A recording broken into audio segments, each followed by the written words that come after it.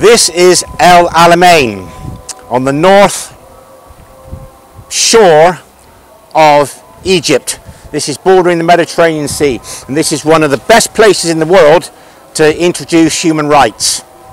Why have we got human rights? Where do they come from, and what are they? The United Nations was set up after the League of Nations as a peacekeeping force after World War I, and at the end of World War II the UN came along about 1945.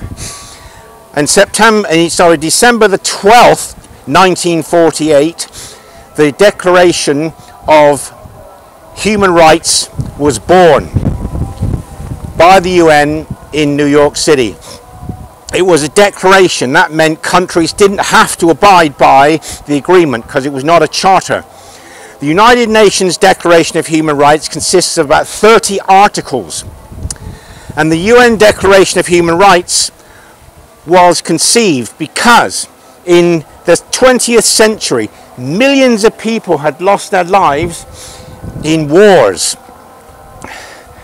And here at Alamein you had Rommel advancing east against the Allies who were holding their ground facing west, and it looked like the Germans would beat the Commonwealth soldiers and take over Cairo and Britain's interest at the Suez Canal.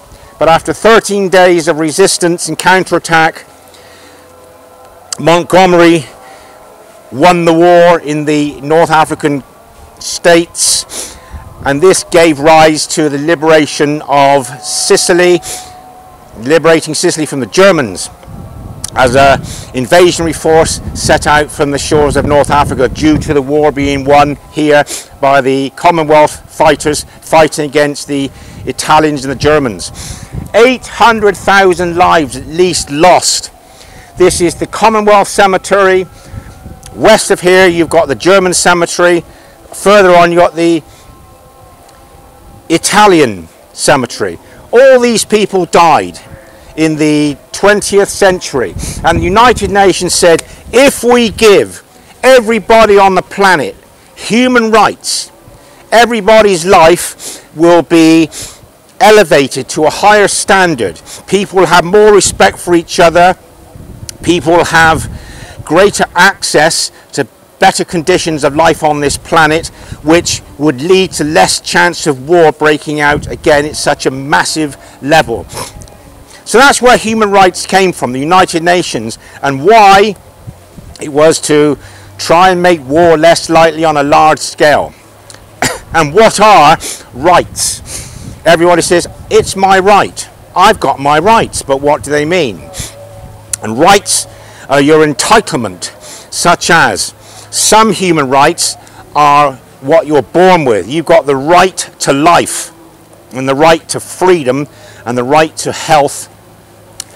And human-made rights, such as you've got the right to free education, hospital care, social security, to keep you out of poverty. So this Declaration of Human Rights has brought prosperity to millions of people throughout the world and less intense wars. I know we have two wars on at the moment in Ukraine and in Gaza, but it has not reached worldwide proportions, because the Second World War, this is the most southerly part near Europe, in North Africa, extended right up to northern Norway, far east out to Burma, and Pearl Harbor was bombed. So this was a world war, and it was the huge loss of life which made human rights to be deep-rooted in the future of this planet. So that's what human rights are all about. After a while, the Declaration took the shape of two sections. The first section, to make it simpler, was civil and political rights. That's individual freedoms and powers. The second portion was cultural, economic and social rights. Cultural, way of life. Social, to with people's standard of living. Social educational rights was all about having adequate schooling, at least the age of 12 years old free. And at this cemetery, it's about 900 meters long. This is just one of the 3.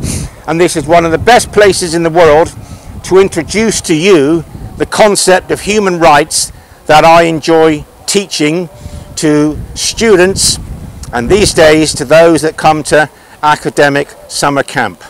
We'll pan the camera as we finish the video. Thanks for your attention. Hope you enjoy the video and any lessons.